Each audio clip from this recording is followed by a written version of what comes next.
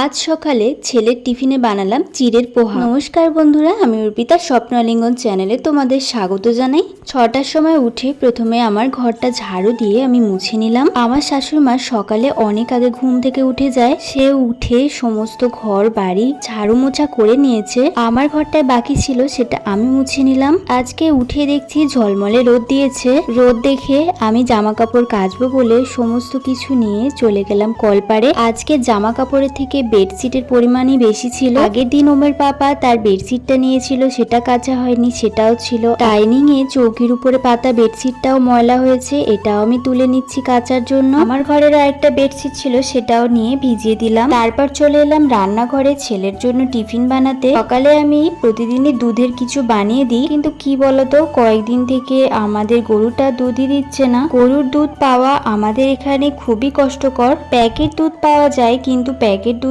আমার একদমই খাওয়াতে ভালো লাগে না। তাই ভাবলাম সকালে ওকে গরুর দুধ না দিয়ে কিছু বানিয়ে দেয়া যাক। পাতলা চিড়ে নিয়ে আমি ভালো করে ধুয়ে নিচ্ছি। চিড়ের পোহা বানানোর জন্য শক্ত চিড়েই ব্যবহার করা হয়, কিন্তু আমার ওম চিবিয়ে খেতে পছন্দ করে না, তাই আমি পাতলা চিড়েটা নিলাম, যাতে ওর চিবাতে কোনো অসুবিধা না হয়। জিরে আর কারি পাতা ফোড়ন দিয়ে একটু আলু পেঁয়াজ দিয়ে আমি চিড়েটা নেড়ে নিলাম ভালো করে। দেখলাম আমার ছেলে এই টিফিনটা ভালোই খেয়েছে।